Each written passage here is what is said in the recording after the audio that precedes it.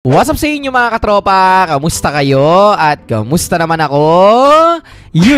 So ngayon for today's video ay maganda na naman po yung pag-uusapan natin dahil may gusto lang po ko i-share sa inyo at bagong ituturo kung paano nga ba kayo pwedeng kumita dito sa YouTube, kung paano nga ba kayo mamomonetize and syempre paano magkakaroon ng ads para kumita kayo sa inyong YouTube channel, ano nga ba yung mga requirements na kailangan nating ma-reach, ano nga ba yung mga videos na kailangan nating i-upload at syempre ituturo ko yan sa inyo sa video na to. At syempre guys, isa po ito na tutorial and video na most requested actually sa may comment section natin na Sir Steve, paano ba pwedeng kumita sa YouTube kagaya mo? Na ituturo ko sa inyo guys na pwede kayong kumita dito sa YouTube ng 10,000, 20,000 or 50,000 at pwede pang umabot ng 6 digits or 100,000 pesos per month. Yes, kada buwan po yan na ituturo ko sa inyo sa video na to. At syempre guys, para po sa mga small content creator or sa mga nagsisimula sa YouTube, para po yan sa inyo ay nandyan po yung comment section. Magtulungan po tayo ng papasubscribe yung YouTube channel nyo. Huwag kayong mag-alala, magtulungan lang po tayo dito. At ngayon, simulan na po natin, okay? So dito guys, before tayo mag-start sa topic na pag-uusapan natin, magpapakilala po muna ako sa inyo. Nang mabilisan lang, ako nga po pala si Steammart TV, which is na nagsimula pa lang ako sa YouTube last I think 2019 or 2020 na kung saan meron tayong videos na pumatok, which is nag-tutorial tayo. At kung makikita nyo guys, ayan, gumagawa tayo ng iba't ibang mga niche or mga contents or videos na kung saan ito na rin po yung pinagkakitaan natin or source of income natin sa ngayon. Actually, isa si YouTube sa most, sabi natin consistent when it comes to earnings and income compared sa ibang platforms. And syempre, alam naman natin kung magkano nga ba yung kitaan dito na ituturo ko sa inyo. Okay? So, step by step to guys ituturo ko rin sa inyo kung ano nga ba yung mga requirements na kailangan yung ma-meet and syempre, para magkaroon kayo ng ads or commercial sa mga YouTube videos ninyo, lahat po yan ay tatalakayin po natin at pag-uusapan natin. Okay? So dito guys, number 1, ang tanong ng karamihan na, Sir Steve, magkano ba yung kitaan dyan sa YouTube? So walang exact guys, dahil mismong sa YouTube po, yung mismong nagko-compute niyan. Depende po yan guys sa views hindi po yan mismo sa subscribers. Okay? So sana malinaw sa inyo, yung kinikita po natin dito kay YouTube ay nakadepende po yan sa views. Mas maraming views, mas malaki po yung kita. Okay? So dito, number 1, paano po ma-monetize or magkaroon ng advertisement or ads yung ating mga videos, okay? So number 1, punta muna tayo dito. Ipapakita ko sa inyo guys is hindi yung earnings o yung kikitain natin dito sa YouTube channel ko na Steammart TV, which is sa ngayon po is meron na tayong 800,000 plus subscribers dyan. So gagamit tayo dito ng ibang YouTube channel. Ayan, so yung isang YouTube channel ko na ngayon po ay mababa pa lang sa ngayon. So for example, meron ako dito 3,150 na total subscribers. Punta lang po kayo dito sa Earn. Yan. Yung ginagamit natin dito guys is tinatawag na YouTube Studio. So you can check lang po itong Google Play Store. Type nyo lang po at search nyo lang po dyan. Install itong si YT Studio. Okay? So dito guys, ilalagay nyo lang po. Make sure lang po na meron kayong email. Dahil kapag nakagawa na po kayo ng YouTube channel ay kailangan po dyan ng verification of email. Okay? So dito guys, sa Earn tab, may nakalagay po dyan na Become a YouTube Partner, na kung saan meron tayong tinatawag dito na standard monetization, which is ayun yung parang regular na monetization nung nakaraan at ngayon may bago pang mga tools na inad. Okay? So dito guys, tingnan natin. Actually, meron ditong dalawang way para ma-monetize tayo, pero dito punta muna tayo sa ito, sabihin na natin na pinaka-common sa ngayon, which is itong standard monetization, okay? So dito guys, yung mga napapanood natin na ads ay galing po yan dito, na kung saan kailangan po dyan ng 4,000 watch hours, which is yung 4,000 watch hours na yan ay sabihin na natin, ayan po yung oras or minuto ng panonood ng mga viewers sa video mo. So for example, nag-upload ka ng 10-minute video, 10 minutes na video.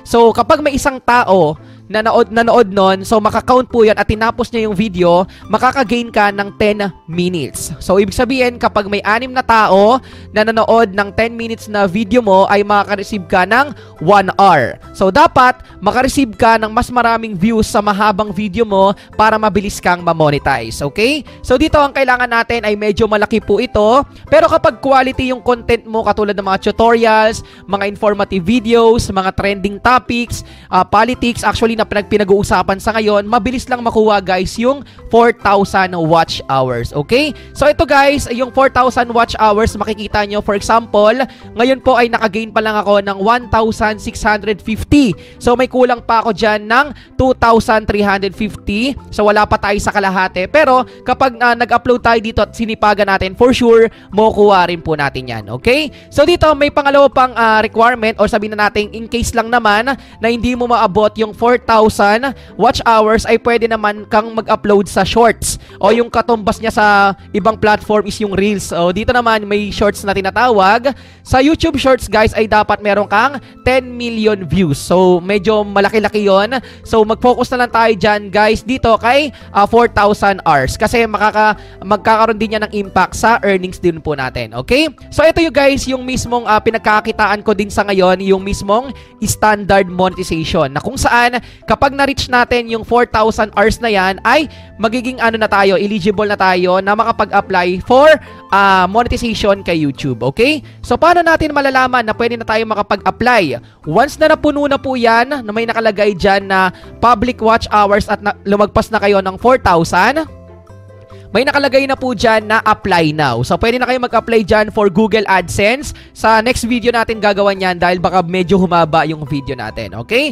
So, dito guys, may kita ninyo, meron pang isang monetization dito na 3,000 hours regarding naman po yan sa membership, sa supers, pati na rin po sa shopping. Pero kung gusto natin kumita ng mas okay, mag-focus tayo dito sa 4,000 watch hours. Okay? So, paano kayo mamamonetize? Make sure lang po na mag-upload kayo ng mga quality videos. Kahit hindi mahaba, siguro mga 8 to 10 minutes na videos, okay na po yun, na make sure lang po na papanoorin at talagang sabihin na natin kahit papaano may chance siya na ma-search doon po kay YouTube. Okay? So, kapag nag-apply na po kayo dyan for Google AdSense, kailan nga ba kayo mamamonetize o sabihin natin ma-approve? Usually guys, inaabot po yan ng 1 day to 1 week na approval, and syempre after po nyan na ma-review kayo at na-approve kayo, ay magkakaroon na kayo ng ads sa mga videos ninyo. Kaya kung napapansin ninyo, kung may napapanood kayong mga videos ko rin or ibang mga content creators dito sa YouTube, na kapag pinindot nyo yung mismong video nila or content, ay sa unahan pa lang meron na agad na lumalabas na ads. Ibig sabihin, bayad na po yon at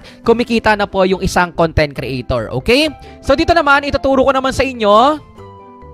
Yan, kung makikita ninyo, ito naman guys ay simpleng advice lang naman. Pinakita ko sa inyo na kailangan po natin guys ng watch hours talaga, and syempre mas maganda kung lumagpas kayo ng 1,000 subscribers para kahit papaano ay meron kayong mga regular viewers or talagang nanonood sa mga videos po ninyo. So kung ako yung magbibigay sa inyo ng advice, ito po ay based on my personal experience. Number 1, ang kailangan nyo tandaan is mag-focus kayo sa quality content. Pag sinabi natin quality content, make sure natin na talagang hahanapin at isi-search mismo yung mismong video or content na in-upload mo. Kung mapapansin nyo guys, ang in-upload ko sa YouTube is more on tutorials, mga informative videos na sa tingin ko ay makakatulong sa ibang viewers, or yung content ko ay talagang may matututunan yung mga nanonood. So bakit nga ba?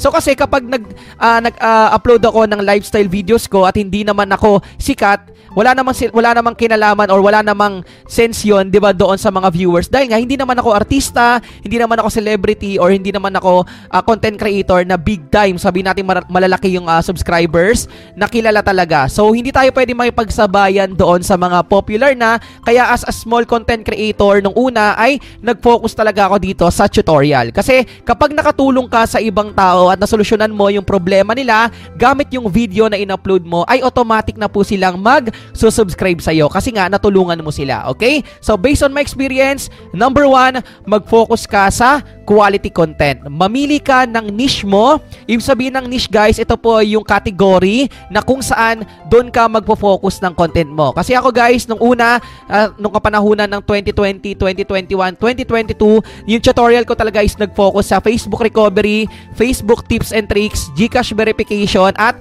marami pang iba. So lahat halos guys ng mga social media platforms na namomblema sila doon kung ano nga ba yung kailangan gawin, ako po yung nag-upload ng videos para masolusyonan po yun. So sana napanood nyo yung ibang videos ko doon, yung mga SIM card registration, yung mga ganon. Okay?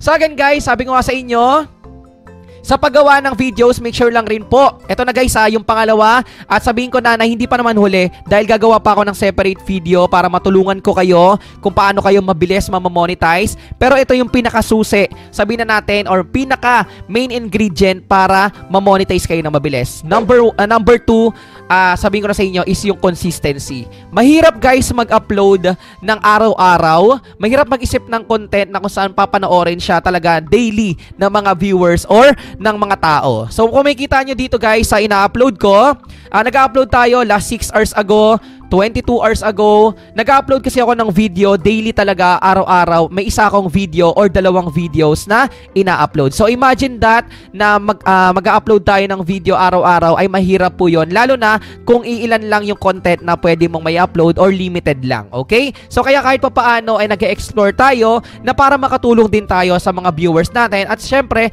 para makapag-upload din tayo ng maganda at quality content. Okay?